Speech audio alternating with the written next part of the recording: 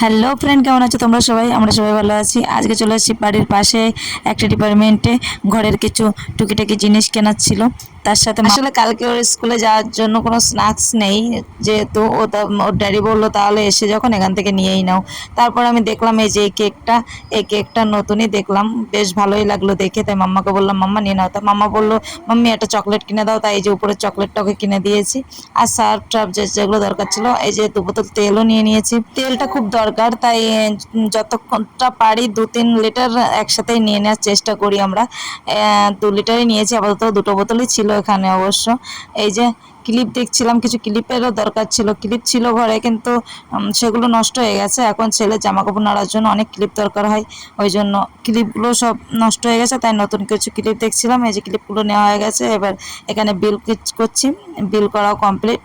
চলো, এবার মামা বললো দাও মাম্মি আমার কাছে। তারপরে ও নিয়ে বেরিয়ে গেল। তোমরা তো জানোই ও এইসব ছোটোখাটো কাজগুলো করতে ভালোবাসে, তাই ওই নিয়ে বেরোচ্ছে। চলো চলে যাই আমরা। এই যে গাড়ির কাছে যাচ্ছি। আর এদিকে দেখো বাড়ি এসে কি করছে দুই ভাই বোন।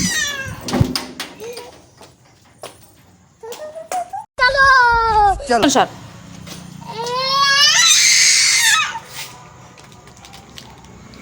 হ্যাপি ঘরে ঢোকার মতো টাইম ওর কাছে নেই, ওর ওখান থেকেই ওকে ওর কেক দিতে হবে।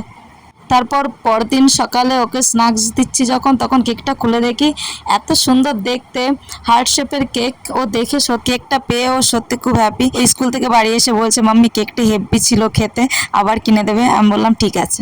তোমাদের ভিডিওটা ভালো লাগলে একটা করে লাইক কমেন্ট শেয়ার করে